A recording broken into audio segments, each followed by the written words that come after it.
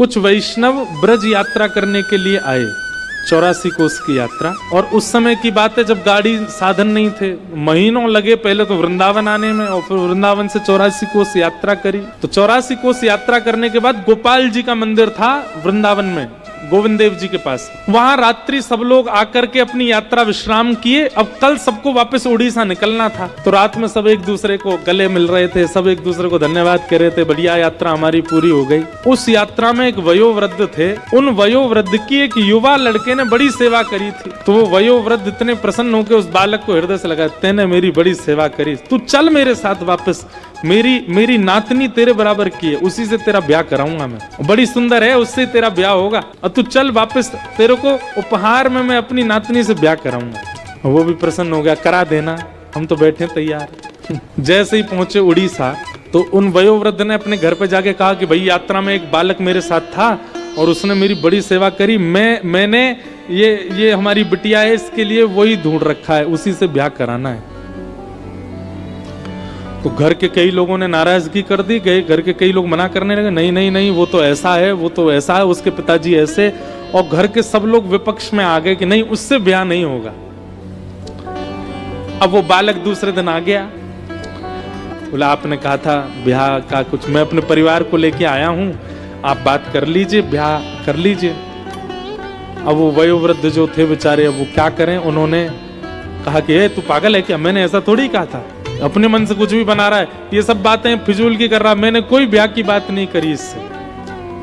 बालक बोला आप मेरा ब्याह मत करिए, मुझे मंजूर है, पर झूठ मत बोलिए, आप पहले स्वीकार कीजिए कि आपने कहा था, उसके बाद भले ही ब्याह मत कीजिएगा मेरा। लेकिन वो वयोवृद्ध माने भी नहीं, नहीं नहीं मैं स्वीकार नहीं करूंगा, मैंने कहा ही नहीं कि मैं ब्याह करूंगा।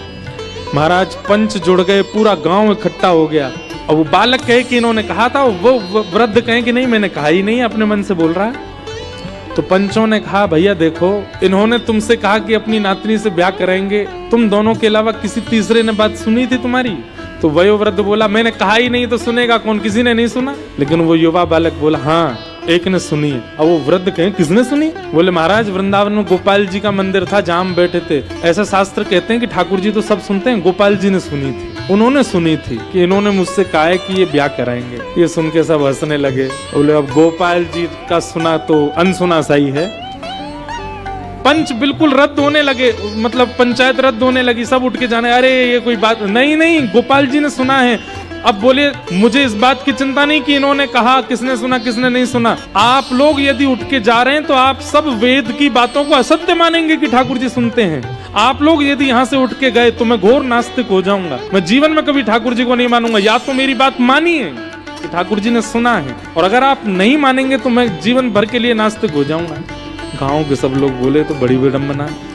एक वयोवृद्ध बोले मेरे पास एक उपाय है, रुको इसको मैं बांध दूंगा, उसी चक्र में ही बंधा रहेगा। बोले काम कर, वृंदावन जा गोपाल जी को ले आ, और वो आके यहाँ बोल दें कि हाँ इन्होंने अपनी पुत्री का ब्याह तेरे से निश्चित किया था, हम ब्याह करा देंगे। ठाकुर जी सुनते हैं तो चलना भी तो जानते होंगे, ले आ उनको। वो विश्वास से वृंदावन चला गया और गोपाल जी के मंदिर पहुंचा महीनों बाद, और जाकर के ठाकुर जी से बोला मुझे ब्याह की चिंता नहीं है, मुझे किसी बात की चिंता नहीं है, पर मैं आपकी भक्ति करता हूँ, मुझे भक्ति के प्रमाण की चिंता है कि प्रमाण करने के लिए आप चलो मेरे साथ। और वहां जाके बोल दो फिर भले ही मेरा ब्याह ना हो, पर आप साक्षी के लिए चलो। और बैठा रहा, ठाकुर जी यहीं खड़े हैं, कुछ बोले ही नहीं। पुजारी जी आए, कपाट चले गए। रात भर रोता रहा, मैं कुछ खाऊंगा नहीं, अनशन पर बैठ जाऊंगा, प्राण त्याग दूंगा। रात भर रोते रोते ब्रह्म मुहूर्त हो गया, सिर पटकने लगा अपना द्वार पे ही। इतने में ही भीतर कपाट के अंदर से ठाकुर जी बोले ए पागल, ये कलयुग है, और कलयुग में मैं स्थिर मूर्ति बन गया, मूर्ति कोई चलती है क्या? बाहर से वो वैष्णव बोला मूर्ति बोलती भी तो नहीं है, आप बोल क्यों रहे हो? बोल रहे हो तो इसका मतलब चलना भी जानते हो। इतने में ठाकुर जी स्वयं प्रकट हो गए, प्रकट होके अपने आप कपाट खोल के उसके सामने आके ठाड़े हो गए। वारे जिद्दी, तेरी बात मान गए हम। बोले तुझे ब्याह की इतनी जल्दी, हम वृंदावन में किसी से ब्याह करा देते हैं तेरा। बोले नहीं मुझे ब्याह नहीं करना है, मुझे उससे भी ब्याह नहीं करना, पर आपकी भक्ति पर प्रश्न उठाए, इसके लिए चलो मेरे साथ। ठाकुर जी बोले कैसी बात करता, मैं कैसे चला जाऊं इतनी दूर? बोले आप परमात्मा हो, आपके लिए दूरी क्या है? यहाँ से वैकुंठ इतना दूर है, यहाँ से सूर्य इतना दूर है, यहाँ से चंद्रमा, आप तो सब जगह चले जाते हो। उड़ीसा आपके लिए क्या एक पांव फलांगों से पहुंच जाओगे? चलो। ठाकुर जी बोले देखो हम ऐसे नहीं चलेंगे। 8 बार भोग लगता है वृंदावन में हमारा, सुबह से रात्रि तक, और रास्ता में भी 8 बार भोग की व्यवस्था करो तो हम चले। बोला मैं कर दूंगा व्यवस्था, पूरी अपनी संपत्ति लुटा दूंगा, लेकिन आप लो। भगवान साथ पीछे पलट के मत देखना। भोग पाने के बाद जब हम चला करेंगे तो हम पीछे चला करेंगे, तुम आगे आगे चलना। बोले क्यों? बोले हम मधुर मधुर मुस्कान, मधुर मधुर मधुर मधुर ढंग से चलते हैं, कहीं हमारी किसी छवि पर तुम मोहित होकर प्राण त्याग दिए तो? हमारी छवि तो प्राण हरण कर लेती है, अब हमारी किसी छवि पर तुम्हारे प्राण चले गए तो वन में अकेला रह जाऊंगा मैं, इसलिए तुम पीछे मत देखना। उसने कहा कि मुझे कैसे पता चलेगा कि आप चल रहे हो? ठाकुर जी बोले हम नूपुर पहन के चलेंगे, नूपुरों की आवाज आएगी तुमको।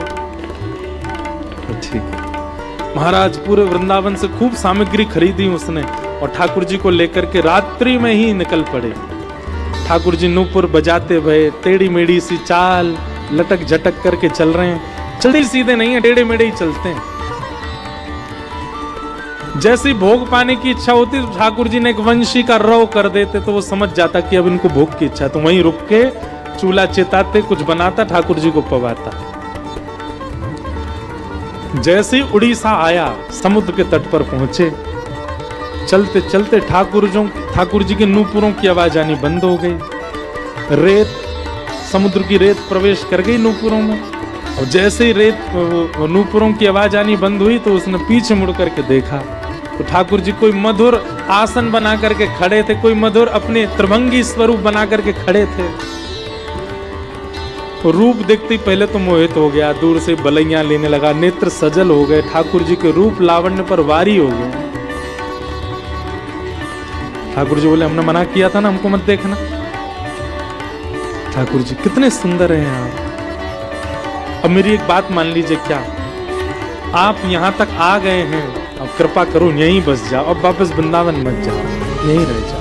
ठाकुर जी स्थिर हो गए। ठाकुर जी बोले अब हम आगे नहीं जाएंगे। बोले 5 किलोमीटर रह गया गांव मेरा, नेक और चल दो। भगवान बोले इतने किलोमीटर चल के आ गए, अब 5 किलोमीटर तेरे गांव के नहीं आ सकते यहाँ पे? बुला ला उनको यहीं पे। और फिर ठाकुर जी ने कहा ये जगन्नाथपुरी का मार्ग है, कालांतर में लोग जगन्नाथपुरी जाएंगे, तेरी साक्षी देने के लिए मैं यहाँ आया हूँ। अब नियम लेता हूँ, जो भी यहाँ आएगा सबकी साक्षी रखूंगा कि सब जगन्नाथपुरी आएगा। इसलिए उनका नाम पड़ा श्री साक्षी गोपाल। भक्ति कैसी? आप ठाकुर जी के पीछे चले नहीं, ठाकुर जी आपके पीछे चल दिए, आपके प्रेम में विवश होके, आपके भाव में विवश होके, आपकी श्रद्धा में विवश होके ठाकुर जी चल दिए आपके पीछे। और फिर भगवान ने साक्षी दी और गांव के लोगों ने उसका ब्याह करा दिया। ठाकुर जी ने ब्याह की भी साक्षी करी। ऐसे श्री गोपाल जी।